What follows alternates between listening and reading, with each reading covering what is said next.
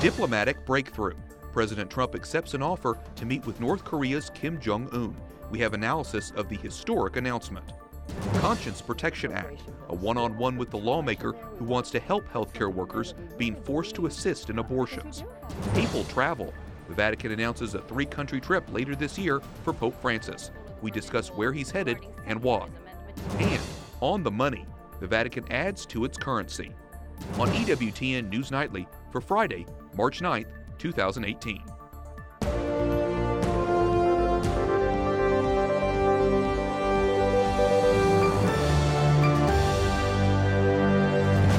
Good evening from Washington, D.C., and thank you for joining us for News from a Catholic Perspective. I'm Wyatt Goolsby, in for Lauren Ashburn. In a stunning move, President Trump agrees to meet with North Korean leader Kim Jong-un. The White House says if North Korea takes some concrete steps, the two leaders will meet to discuss North Korea's nuclear disarmament. White House correspondent Mark Irons has more on the historic announcement. Good evening, Mark. Good evening, Wyatt. No sitting U.S. president has ever met with the leader of North Korea. This idea seemed unthinkable a few months ago as the president and Kim Jong-un were hurling insults back and forth and North Korea was test-firing missiles. Announcing an in-person meeting is a bold step, but if it happens, would it pay off? President Trump appreciated the briefing and said he would meet Kim Jong-un by May.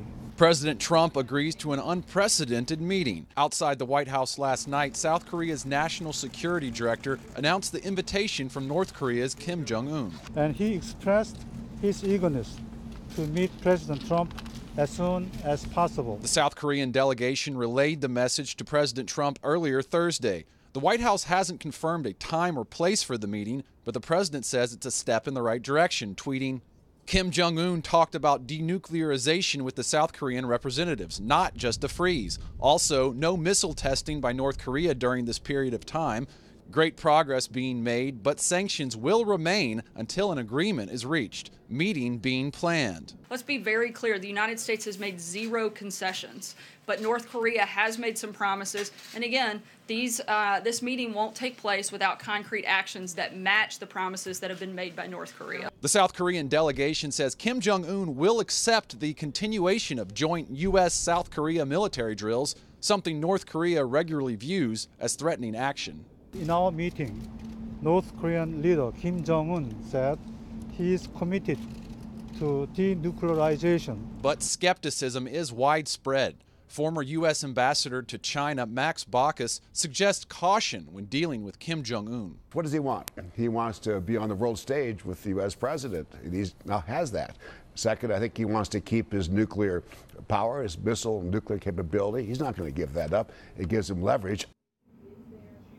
I spoke with a delegate at the United Nations who told me they would love to see any North Korean nuclear de-escalation come about through this meeting, but there is a sense of hesitancy at the UN. I'm told the concern is you have two leaders in President Trump and Kim Jong-un known for grandstanding, and some believe the president could change his mind and may not go through with this meeting. Wyatt? White House correspondent Mark Irons reporting. Thanks, Mark. And we're now joined by Olivia Enos, a policy analyst at the Heritage Foundation. Olivia specializes in human rights issues in Asia. So, Olivia, this announcement is historic, but we also know that there are still a lot of positions that have not been filled in terms of ambassadors. We don't have a U.S. ambassador to South Korea. How do you think the Trump administration is going to be able to negotiate, noting that we don't have everybody in place? Well, I think right now we have a lot of unknowns. We have an unknown number of people who will actually have the knowledge about Korea policy that we need in order to negotiate. We don't even know what the primary goal is of these negotiations. Is it merely denuclearization, or is it denuclearization paired with addressing North Korea's serious track record of human rights abuses? I think there are a lot of questions left unanswered at this point, and a lot of questions about how the president exactly is going to proceed. Well, let's explore that a little bit more, the human rights issue, because like you said, denuclearization, it's the big thing that we're all talking about now, but most people may not realize there are a lot of human rights abuses going on in North Korea. Give me a quick summary of what's been going on there, and if you think human rights will even be brought up. Well, you know, today there are between 80,000 and 120,000 individuals in prison camps in North Korea. And just a few days ago, we heard that there were roughly 80 Christians who were murdered by the Kim regime. This is a pattern that we see throughout the generations of Kims. absolutely cracking down on human rights and basic freedoms for many individuals.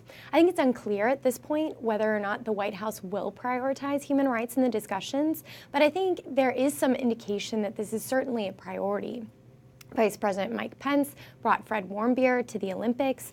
Of course, we had President Trump's State of the Union address, which had a North Korean refugee there and present to tell his story. The administration's clearly interested in human rights, but whether they choose to shine a spotlight on that in this context remains to be seen. I want to highlight a little bit more the plight of Christians there, because you'd mentioned them. Open Doors USA, an organization working to end Christian persecution, actually said North Korea is the most dangerous country for Christians. What is it about North Korea that they persecute Christians in particular? North Korea is the world's worst persecutor of Christians, as you referenced. And I think that the reason why they persecute Christians is because they see worship of any deity as a direct threat to the authority of the regime. And so they view religion as potentially threatening. I think we see this with many authoritarian leaders, but in North Korea it's particularly pernicious. Individuals who are repatriated from North Korea, sent back from China, are asked two questions. Did they have contact with a South Korean, and did they have contact with a Christian missionary? If the answer to either of those questions is yes, they face unbelievable torture and persecution. Okay, we'll be watching to see if the issue of human rights or Christian persecution is brought up in any future negotiations. Olivia Enos, policy analyst and Asian studies expert at the Heritage Foundation, thanks so much. Thank you. The U.S. Bishops' Conference wants your help to protect healthcare workers' conscience rights. The bishops urge you to call and write Congress on Monday with a simple message: include the Conscience Protection Act in the must-pass spending bill. Capitol Hill correspondent Jason Calvi spoke with the bill's lead sponsor. Good evening, Jason. Good evening, Wyatt. The spending bill is needed to keep the government open past March 23rd. Pro-life groups are urging the addition to the spending bill, the Conscience Protection Act. It would give healthcare workers forced by their employers to assist with abortions the right to sue. I spoke with the lead sponsor of the bill, Republican Diane Black of Tennessee, a nurse herself. We need to make sure that we can assure those who have a conscience and say, I'm not going to participate in this because it violates my conscience, that they are allowed to tell their employers that, and if they're fired, they have a remedy in court. Right now, they don't have that remedy in court. So if a decision is made against them, they are lost, and we want to make sure they have that remedy in court. So this Conscience Protection Act, your bill, has passed the House several times. That's right. But it's never made it through the Senate. You're going to have a very steep climb to have this added to the must-pass spending bill. How is it actually going to pass the Senate? I will never give up in fighting for people's right on conscience protection, on protecting the unborn, and I think we have to try everything that we can. As you have already said, it passed the House. This is a must-pass piece of legislation.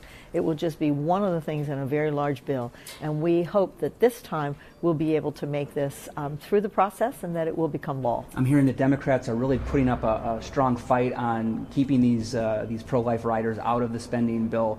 What can you trade? What can you give Democrats that will allow them to then back this overall spending bill? And that's part of what we're hoping that our appropriators will do, because we've got a number of appropriators who are very pro-life. And as they're in the negotiations, that they will keep this as part of it and negotiate something that the Democrats want into the bill while keeping our legislation in the bill. Maybe protection for the Dreamers, for example? Well, I don't know what that will be since I'm not an appropriator, but there are certainly any number of issues that the Democrats might want that we could find a way that we could exchange what they want for what we want. Some pro-lifers want to see the defunding of Planned Parenthood added to the must-pass spending bill. That's a really huge problem. I mean, it's not likely actually going to be added, but yeah, the people back at home want to see that happen, especially in the wake of those videos. Listen, I want to see that happen as well. We've got to fight one battle at a time in an appropriation bill. So we don't want to put too much in there. We want to put something in there that we really believe, because we do have bipartisan support on this, that we really believe that could potentially get passed. And so, yeah, we'd like to put the whole kitchen sink in there, but this is what we have chosen because it is bipartisan. It has passed the House several times, and we believe it has the best chance. So the Conscience Protection Act is probably the best chance of any of the pro-life bills right now to pass and be included in the spending bill. That's right. Representative Black joins more than 100 lawmakers in sending this letter to Speaker Ryan. It says with pro-life majorities in the House, Senate, and White House, the time to pass the Conscience Protection Act is now. The U.S. Bishop's website lists the number to reach your lawmaker. Wyatt? Jason, the Trump administration's Health and Human Services Department launched the Conscience and Religious Freedom Division in January to tackle these very cases. How have they helped Americans? Well, to put that number in context, in the 8 years before the 2016 election, HHS received a total of 10 complaints from healthcare workers based on conscience or religion. Since President Trump's election, that number has surged to 962 cases. Quite a jump. Capitol Hill correspondent Jason Calvi reporting. Thanks, Jason. Republican Senator Mike Lee reintroduces the First Amendment Defense Act. This bill aims to stop people or groups from facing discrimination because of their views on marriage. If it passes, it would legally protect individuals who define marriage as being between one man and one woman. For example, they wouldn't be in danger of losing tax-exempt status or federal funding because of their beliefs. 20 other Republican senators have so far joined Mike Lee in sponsoring the bill. Secretary of State Rex Tillerson arrives in the eastern African country of Djibouti. The country's Minister of Foreign Affairs and other officials welcomed Tillerson. It's the second leg of his six-nation African tour. Djibouti has the only permanent U.S. military base on the continent, but top U.S. officials have been worried since China built a base of their own just a few miles away. The CIA says only 6% of the country is Christian. At least 9 people are killed in a suicide bombing at a mosque in Kabul, Afghanistan. 18 others are injured. The bomber was trying to enter a memorial service. He detonated the explosives after being stopped at the gate. The British official in charge of public safety is in Salisbury, England, to see where a former Russian spy collapsed on a park bench after being poisoned. Home Secretary Amber Rudd vows to take strong action against whoever is responsible. The spy remains in critical condition. Tibetan protesters clashed with police outside the Chinese embassy in New Delhi.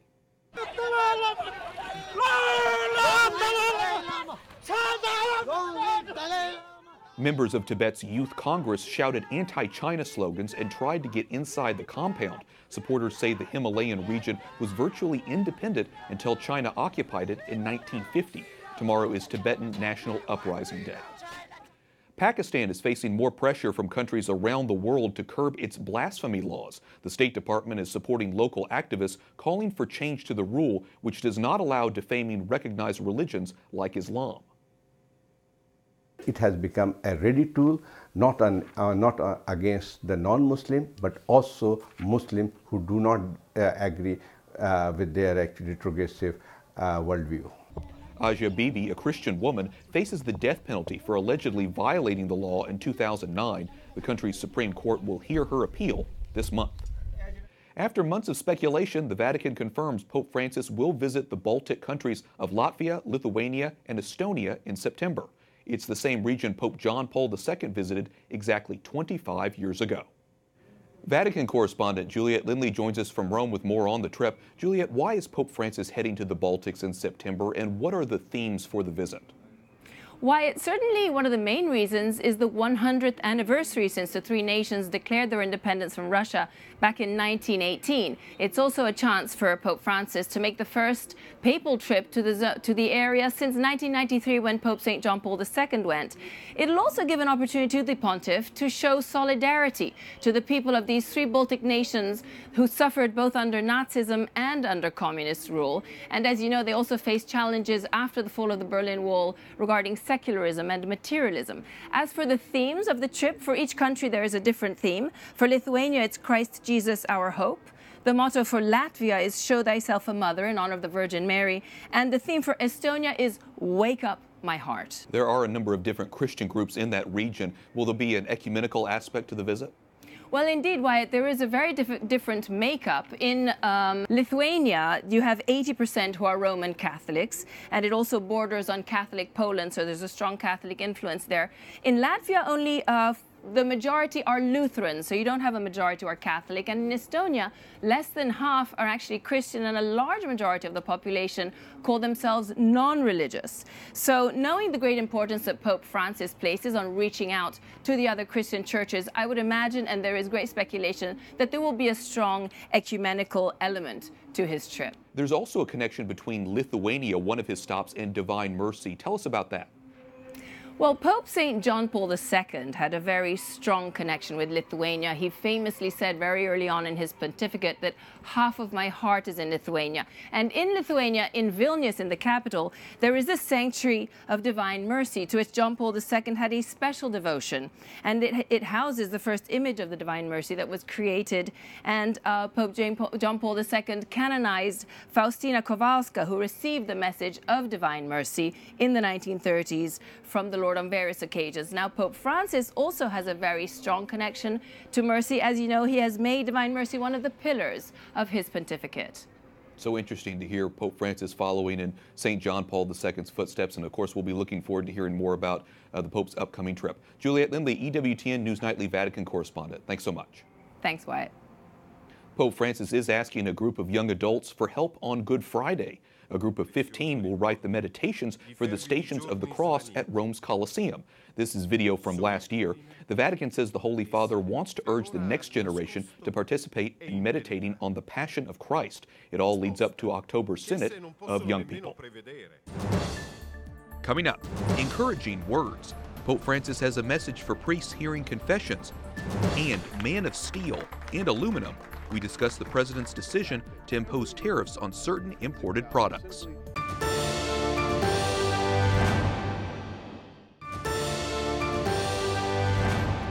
Pope Francis tells confessors they must understand their role as instruments of God's mercy. He added they should never seek to become masters of people's consciences. During a penitential celebration marking the start of 24 Hours for the Lord, a global initiative focused on the importance of reconciliation, the Holy Father went to confession and also heard confessions. Welcome back. I'm Wyatt Goolsby, in for Lauren Ashburn. White House correspondent Mark Irons caught up with the U.S. Secretary of Commerce Wilbur Ross. He asked what effect the president's tariffs on steel and aluminum will have to consumers. Well, it's not going to have a noticeable impact. The total amount of it at maximum is $9 billion. That's less than 0.5% of our economy. Secretary Ross adds the tariffs might create jobs, and the decision to impose them was made following extensive discussions.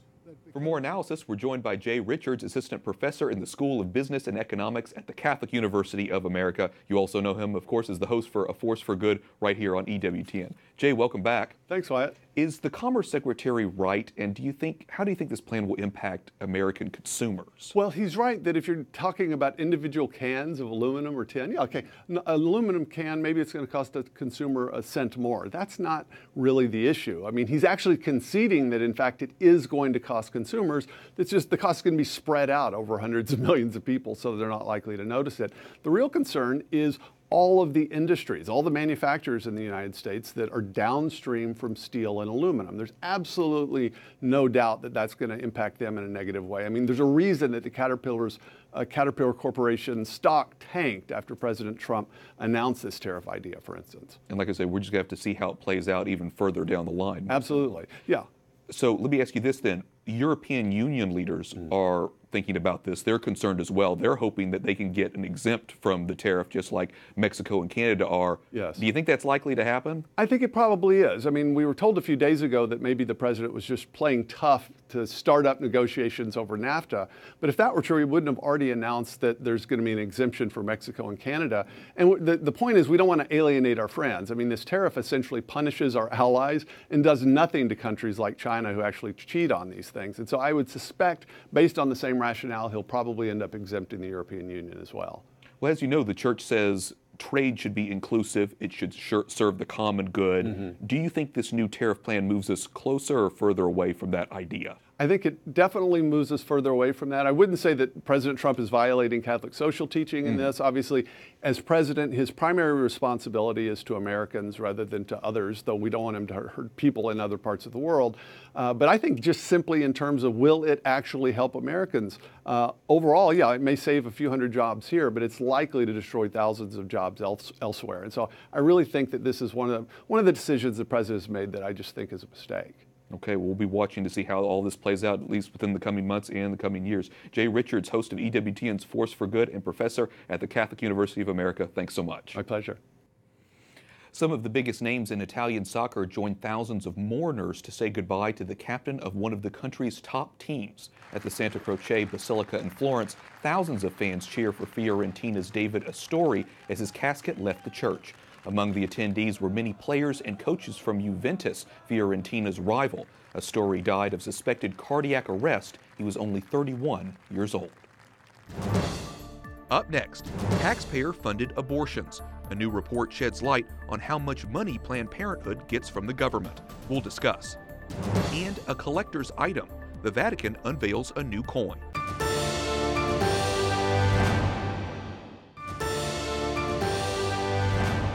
Welcome back. I'm Wyatt Goolsby in for Lauren Ashburn. Ireland approves the wording that will appear on the ballot on whether a ban on abortion should be repealed. Irish media reports the referendum will ask if, quote, provision may be made by law for the regulation of termination of pregnancies. The vote is in May. Abortion in the country is currently illegal except if the mother's life is at risk. A Mississippi bill to make the most abortions illegal after 15 weeks awaits the governor's expected signature. Phil Bryant will receive the legislation next week. If passed, it would be the nation's most restrictive abortion law. Abortion providers say they plan to sue. A report released this week says 3 abortion providers received more than $1.5 billion in tax dollars. The U.S. Government Accountability Office finds from 2013 to 2015, Planned Parenthood Federation of America received $1.2 billion from government programs. It also was one of 3 abortion providers to receive nearly $400 million from government agencies. Joining us now is Tom McCluskey, Vice President of Government Affairs at the March for Life. Tom, welcome to the program. Thank you. The Government Accountability Office, which is the independent, nonpartisan agency that works for Congress, put this out, but did Congress ask them to look into this? They did. About 122 members. It was requested. Representative Diane Black as well as Pete Olson asked for this. And the letter was signed by everybody from Senate Majority Leader Mitch McConnell to House Majority Leader Kevin McCarthy as well as the Majority Whip Steve Scalise. Do you think this report provides enough evidence that the government will need to actually stop funding abortions or at least start to limit them to organizations like Planned Parenthood?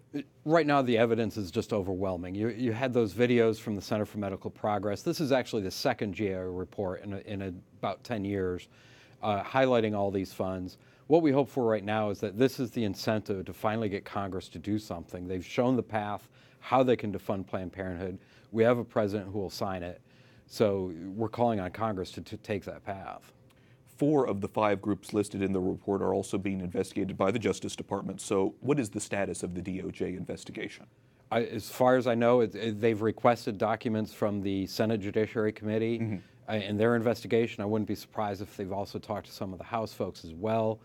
And the bottom line is that while they're under investigation, Planned Parenthood, the investigation of fetal tissue, they have affiliates that have been found with Medicaid fraud, tied to statutory rape and not reporting, a number of different issues that we should not be funding them to the tune of $1.5 billion. Well, like you say, Tom, the evidence is mounting up, but we know it's still a long road to go. Tom McCluskey, Vice President of Government Affairs for the March for Life, thanks so much for stopping by. Thank you. And finally tonight, the Vatican issues a €5 coin for the first time. It commemorates the 600th anniversary of the dome atop the Cathedral San Maria del Fiore in Florence. The head of the Vatican's coin office says it will be issued in 2 editions, one for circulation, the other is a proof version, considered a collector's item. And with that wraps up our show for tonight and for this week. I'm Wyatt Goolsby. Don't forget to move your clocks ahead 1 hour this weekend for daylight saving time. We'll be back on Monday with more news from a Catholic perspective. Good night and God bless.